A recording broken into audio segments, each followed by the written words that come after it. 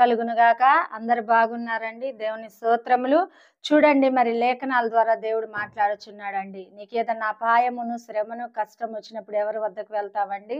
మరి దేవుని వద్దకు వెళ్ళినప్పుడు దేవుడు ఏం చేస్తాడు? సహాయం చేస్తానంటున్నాడు, నిన్ను విడిపిస్తానంటున్నాడు. నిన్ను శ్రమల నుండి, బాధల నుండి, హింసల నుండి, వేదన నుండి దేవుడు విడిపిస్తానంటున్నాడు. వ్యాధుల నుండి కూడా నిన్ను స్వస్థపరుస్తానని చెప్పేసి చెప్తున్నాడండి.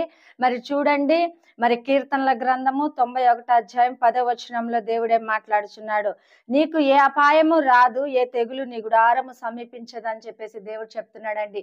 చూడండి, ఏ అపాయమును కూడా నీకు సంభవించదు, ఏది కూడా నిన్ను బలహీనత పరచదు అని చెప్పేసి దేవుడు చెప్తున్నాడండి. ఈ శ్వాసంలో నువ్వు ఉంటే, నమ్మకంగా దేవునితో నువ్వు అంట కట్టబడితే దేవుడు ఏం చెప్తున్నాడండి? ఏ అపాయమును కూడా నీకు సంభవించదు, ఏ తెగులు కూడా నీ గుడారము వైపు రాదని చెప్పేసి చెప్తున్నాడండి. ఒకవేళ సాతాను వేచున్న బలహీనత కానీ, సాతాను ఏదైనా నీ పైన ఆ వ్యాధి విడుదల చేసినప్పటికైనా కూడా నీకు అది అంటదని చెప్పేసి దేవుడు చెప్తున్నాడండి. ఎందుకంటే దేవుడు చెప్తున్నాడు, నిన్ను ఎత్తుకొని ముద్దాడే దేవుడు అని అంటున్నాడు. అరిచేతులలో నిన్ను ఎత్తుకొని చంకన పెట్టుకునే దేవుడు అని నేను అంటున్నాడండి దేవుడు. మరి ఎంతమంది విశ్వసిస్తున్నారండి? నిజముగా దేవుడు మాట్లాడుచున్నాడా? నిజముగా దేవుడు నీ శ్రమల నుండి విడిపిస్తున్నాడా? నిజముగా దేవుడు నీ బాధలు, కష్టాల నుండి, నీ పేదరికం నుండి తొలగిస్తున్నారనే నమ్మకం నీకు ఉండాలండి. నమ్మకంతో సమస్తమును కూడా సాధించగలరని చెప్పేసి దేవుడు చెప్తున్నాడండి. ఎంతమంది నమ్ముతున్నారు? చూడండి, నీ నమ్మకమే నీ విశ్వాసము, నీ స్వస్థత కలుగునని చెప్పేసి దేవుడు చెప్తున్నాడండి. నీకు నమ్మకం ఉన్నదా? విశ్వాసం ఉన్నదా? అయితే నువ్వు బాగుపడతావు అని చెప్పేసి దేవుడు చెప్తున్నాడండి. ఎంతమంది మరి ఆ విధంగా ఉంటున్నారండి? చూడండి, దేవుడు లేఖనాల్లో మాట్లాడుచున్నాడు. ఏ అపాయమును నీకు సంభవించదని చెప్పేసి ధైర్యం ఇస్తున్నాడు, వాగ్దానం ఇస్తున్నాడండి. మనం ఏం చేస్తున్నాం తెలుసా? మర్చిపోయి, చూడండి, మనకు కష్టం వచ్చినప్పుడు వీరుగు పొరుగు వారి వద్దకు వెళ్తాం, లేకపోతే తల్లిదండ్రుల దగ్గరికి వెళ్తాం, లేకపోతే బంధువుల దగ్గరికి వెళ్తాము. ఏదైనా శ్రమ కలిగినప్పుడు, ఏదైనా అవసరమైనప్పుడు మనం వారి దగ్గరికి వెళ్ళి చేతులు చాపుతాం. కానీ దేవుడు ఏమంటున్నాడు? నన్ను అడుగు, సమస్తమును కూడా నేను అనుగ్రహించి దేవుడని నీకు అంటున్నాడు. సమస్తము నీకు దయచేసేవాడని నేను అంటున్నాడు. ఎందుకంటే దేవుడు వాగ్దానం చేశాడు, ఏ శ్రమ కానీ, ఏ అపాయం కానీ, ఏ నిందలు కానీ నన్ను దాటి నీ వద్దకు రావని చెప్పేసి దేవుడు చెప్తున్నప్పుడు, మనం దేవుడు చెప్తున్న మాటను మర్చిపోయి మనం ఏం చేస్తున్నామండి? ఈ లోకంలో బ్రతుకుతున్నాము. ఒక్కసారి మనము దేవుడు చెప్పిన మాటని గుర్తు చేసుకోవాలండి. దేవుడు మనతోనే మాట్లాడుచున్నాడు, నీతో నాతోనే దేవుడు మాట్లాడుచున్నాడు. నేనున్నానమ్మా, నేను నడిపించే దేవుడను అని చెప్పేసి దేవుడు చెప్తున్నప్పుడు మనం ఏం చేస్తున్నామండి? మనుషుల్ని ఆశ్రయిస్తున్నాము, మనుషుల వైపు చూస్తున్నాము. చూడండి, రాజులను నమ్ముట కంటే, మరి అధికారులను నమ్ముట కంటే, మరి యజమానులకు నమ్ముట కంటే యెహోవాను ఆశ్రయించుట మేలు అని చెప్పేసి లేఖనాల్లో చెప్పుచున్నప్పుడు మనం నిజంగా దేవుణ్ణి ఆశ్రయిస్తున్నామండి. నిజంగా నువ్వు ఈ రోజు దేవుణ్ణి ఆశ్రయిస్తే ఏది కూడా నీకు కొదువై ఉండదని చెప్పేసి దేవుడు చెప్తున్నాడండి. నీకు ఏది కొద్దు ఉన్నప్పటికీ కూడా దేవుణ్ణి నువ్వు అడగాలండి. ఒక తల్లిదండ్రులను మనం ఏ విధంగా అయితే అడుగుతామో, చూడండి, నాన్న ఇది నాకు కావాలి, అమ్మ ఇది నాకు కావాలని ఏ విధంగా మనం మన తల్లిదండ్రులను అడుగుతామో, దేవుడు కూడా మన పరలోకపు తండ్రి కదండి. దేవుడు మనల్ని యొక్క కుమారుడిగా, కుమార్తెగా మనల్ని ఎంచుకొని ఉన్నాడు. కాబట్టి మనము కూడా దేవుని యందు అడగాలండి. అడిగితేనే సమస్తం అనుగ్రహించబడుతుంది అని చెప్తున్నాడండి. నువ్వు అడగటం నేర్చుకోవాలి. నీకు ఏది కొదువు ఉన్నదో ఈరోజు నువ్వు నిజంగా దేవుని ఆత్మతో నింపబడితే, దేవుని శక్తితో నీవు నింపబడితే, ఏ చిన్న సమస్య వచ్చినా, ఏది నీకు అవసరం ఉన్నా కూడా మొట్టమొదటిగా మోకరించి ప్రార్థన చేస్తావండి. ఎంతమంది మోకరించి ప్రార్థన చేస్తున్నారు? ఎంతమంది దేవుని చిత్తము తెలుసుకొని దేవుణ్ణి అడుగుచున్నారు అన్నది ఒక్కసారి మనము చూసుకోవాలండి. నిజంగా నువ్వు ఈ రోజు దేవుడితో నువ్వు మాట్లాడాలనుకుంటున్నావా? నీ ఇంట్లో నువ్వు కూర్చొని ప్రార్థన చేయి. దేవుడు నీతో మాట్లాడుతున్నాడు.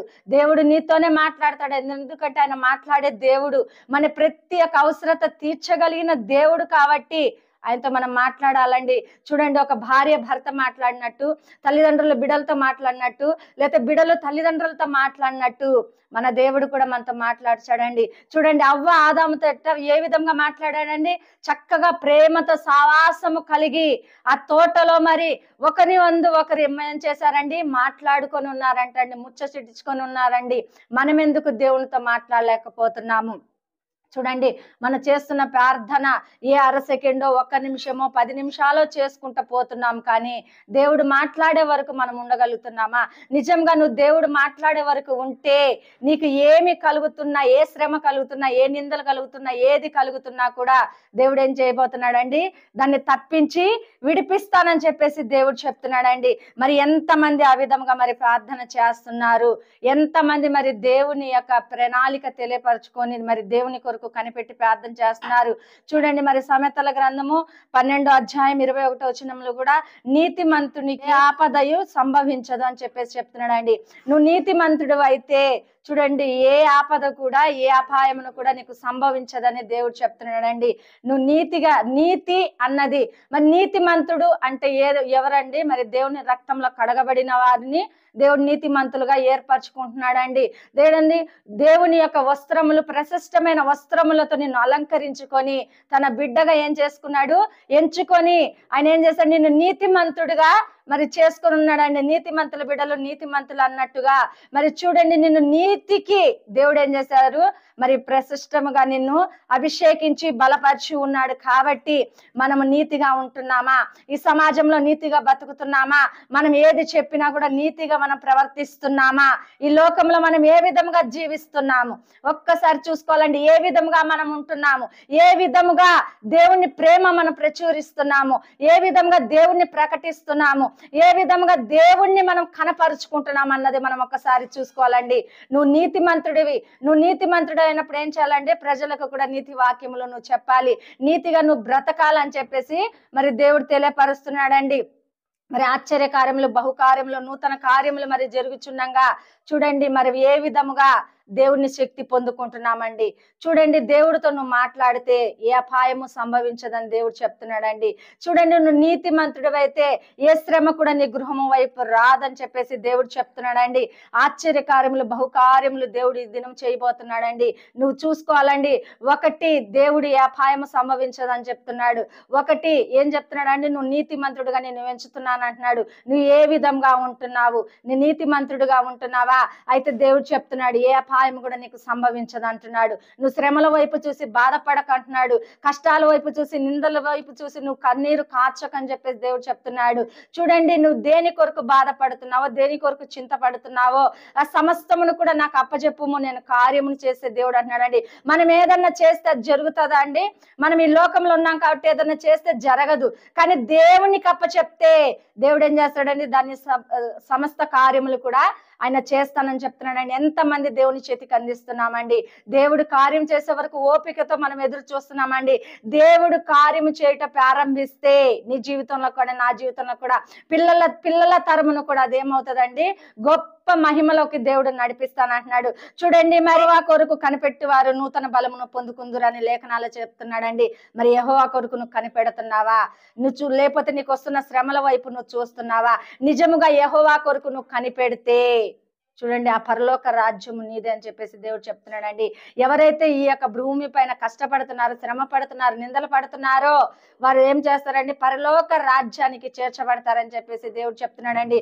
చూడండి, ఒక కుటుంబము, నాకు తెలిసిన కుటుంబం ఒక సాక్ష్యము, మరి ఒక సాక్ష్యం నేను ఎన్నో మార్లు ఇది కూడా నేను ఉపమానంగా విని ఉన్నానండి. చూడండి, ఒక భార్య, ఒక భర్త, 2 బిడ్డలు ఉన్నారండి. 2 బిడ్డలు ఉన్నప్పుడు మరి దేవుడు ఒక రోజు కళ చూపించున్నాడండి. అతనికి కళ చూపించినప్పుడు ఏమైంది తెలుసా? వారందరూ కూడా, 4 కూడా పరలోక రాజ్యానికి ఎత్తబడ్డారు. పరలోక రాజ్యానికి ఎత్తబడినప్పుడు ఆ యొక్క భర్తలో చిన్న లోపం ఉందండి. చిన్న లోపం ఉన్నప్పుడు ఏమైందంటే దేవదూతలు వారిని లోపలికి వెళ్ళనిస్తలేదండి. వెళ్ళనీయకపోతే తను ఏమంటున్నాడు తెలుసా? భార్య దగ్గరకు వచ్చి, అమ్మాయి యొక్క నింద నీ మీద మోపుకో, ఎందుకు పెళ్లి చేసుకున్న దగ్గర నుండి సమస్తము నీకు నేను ఏం కావాలో నేను ఇచ్చి ఉన్నాను కదా, నేను మంచి చెడులు కూడా నేను చూసి ఉన్నాను కదా, ఈ ఒక్క నింద నీ మీద వేసుకోమ్మా, నేను పరలోక రాజ్యానికి నేను వెళ్తాను. అప్పుడు ఆమె ఏమన్నది తెలుసండి? లేదండి, నేను మాత్రం ఆ నింద వేసుకోను అని చెప్పేసి మరి తన భార్య చెప్పి ఉన్నదండి. చూడండి, మరి తన కుమారుని కూడా అడిగి ఉన్నాడు, అయ్యా మీరు చిన్నతనం నుండి మిమ్మల్ని నేను ఏం చేశాను, మంచి చెడులు చూసి మంచిగా చదివించి మంచి ప్రయోజకులను చేస్తున్నాను కదా, మరి చిన్న లోపము నీ మీద పెట్టుకోమన్నప్పుడు ఆ కుమారుడు ఏమన్నాడు తెలుసా, నాన్న నువ్వు ఏం చేయమన్నా చేస్తా కానీ అదొక్కటి నేను చేయను అన్నాడు. మరి కుమార్తెను అడిగినప్పుడు కూడా కుమార్తె కూడా అదే జవాబు చెప్పిందండి, నీ రక్షణ నిన్నే నడిపిస్తుందండి. చూడండి, ఈ లోకంలో నువ్వు విడవబడాలా, పరలోక రాజ్యానికి నువ్వు చేర్చబడాలా. చూడండి, నువ్వు నీతిమంతుడిగా ఉంటే పరలోక రాజ్యంలో వారసుడిగా వారసురాలుగా నువ్వు ఉంటావని చెప్పేసి దేవుడు చెప్తున్నాడండి. ఎంతమంది ఈ వాక్యానికి లోబడి మరి సిద్ధ మనసు కలిగి వారు ఉంటున్నారు, సిద్ధంగా దేవునికి మరి అర్పిస్తున్నారు వారి జీవితాన్ని అన్నది మనం తెలుసుకోవాలండి. ఈ లేఖనాలు సెలవిచ్చినట్లుగా ఒక్క క్షణం మనం ప్రార్థన చేసుకుందామండి. ప్రార్థన చేసుకుని, తండ్రి ఇప్పటి వరకు ఈ లోకంలో మేము ఉన్నాము, ఈ లోకంలో మేము ఏం చేసాం, మా సొంత క్రియలు మా సొంత ఆలోచనలతో మేము చేసి ఉన్నాము, కానీ నీ యొక్క క్రియ ద్వారా మేము నీ మాట వినలేదు ప్రభువా, మమ్మల్ని క్షమించు. ఇప్పుడైనాను నా తండ్రి నీ మాట వినేవారిగా నీ పరలోక రాజ్యానికి వారసురాళ్ళుగా అవ్వటానికి మాకు సమయం ఏమని మనం దేవుడు అడిగితే దేవుడు ఆ యొక్క హృదయాన్ని మనకు దయచేస్తాడండి. ప్రార్థన చేసుకుందాము. ఈ వాక్యం దేవుడు దీవించును గాక. మహాగణుడా, పరిశుద్ధాత్ముడా, జీవాధిపతి, నిన్ను స్తుతిస్తున్నాను, నిన్ను గణపరుస్తున్నాను, నిన్ను మహింపరుస్తున్నాను ప్రభా. ఎంతమంది అయితే నా తండ్రి ఈ వాక్యములు నా తండ్రి అయా నా తండ్రి ప్రభా వారు చూస్తున్నారో నా తండ్రి, ఎవరైతే నా ప్రభా అయా ఈ ప్రార్థనలో నా తండ్రి నాయన అయా ఈ యొక్క నా తండ్రి ప్రభా వీడియోలో పాల్గొంటున్నారో ఆ బిడ్డలందరితో నువ్వు మాట్లాడి ఉన్నావు మేము నమ్ముచున్నాము తండ్రి. ఎందుకంటే ప్రభువా అయ్యా ఏ అపాయం, ఏ శ్రమ, ఏ కష్టం వచ్చినా కూడా నా తండ్రి నువ్వు విడిపించే దేవుడు ప్రభువా. నీతిమంతులకు ఏ సమస్య రాదంటున్నావు తండ్రి, ఏ అపాయమును కూడా సంభవించదు అంటున్నావు ప్రభువా. మా నీతికి ఆధారమగు నా దేవా నీకు వందనాలు ప్రభువా. యేసయ్యా నీకే స్తోత్రములు నాయన. ఏ విధంగా ఈ లోకంలో ఉంటున్నామా ప్రభా, మా నీతి మేము కాపాడుకుంటున్నామా నా తండ్రి నాయన, లేదా లోకం వైపు మేము పరిగెడుతున్నామా తండ్రి, లోక ఆశల కొరకు మేము పరిగెడుతున్నామా నాయన, ఈ లోకంలో మేము పట్టబడి ఉన్నామేమో తండ్రి ఇప్పుడు వరకు నా తండ్రి నీ మాట వినక నాయన మేము వెళ్తున్నామేమో తండ్రి నాయన, మమ్మల్ని క్షమించండి ప్రభా. నీ మాట వినేవారిగా ఉన్నప్పుడు ప్రభా ఏ అపాయము సంభవించదు నాయన. అయా నీతి కిరీటమును మాకు పెట్టే దేవుడు నాయన, అయా పరలోక రాజ్యానికి వారసురాళ్ళని చేయగలిగిన దేవుడు నా తండ్రి. అయా నిత్యమును కూడా నా తండ్రి నీ పరలోక రాజ్యం మాకు కావాలి ప్రవ్వా. అయా ఇదిగో నా తండ్రి నాయన, అయా ఇదిగో 80 సంవత్సరాలు 70 సంవత్సరాలు నా తండ్రి నాయన అయా మేము ఈ లోకంలో ఉంటాము కానీ ప్రవ్వా అయా నిత్యమును కూడా నా తండ్రి 1000 ఏళ్ల పరిపాలనలో మేము ఉండుటకు సహాయం దయచేయండి. ఆ సంతోషకరము మాకు దయచేసి ప్రవ్వా నీకు మహిమకరంగా ఉండుటకు నా తండ్రి మమ్మల్ని మేము కాపాడుకొని నీ నీతికి నా తండ్రి మేము నాయన ఉండుటకు సహాయం దయచేసి ఈ వీడియో చూసిన ప్రతి బిడ్డలు కూడా ఒక గొప్ప తీర్మానము కలిగి వారు కూడా ఉండే కృపతో వారి హృదయాలు నింపి వారిని అభిషేకించి బలపరిచి కార్యములు జరిగించమని యేసు నామములో అడిగి ప్రార్థిస్తున్నాను పరమ తండ్రి.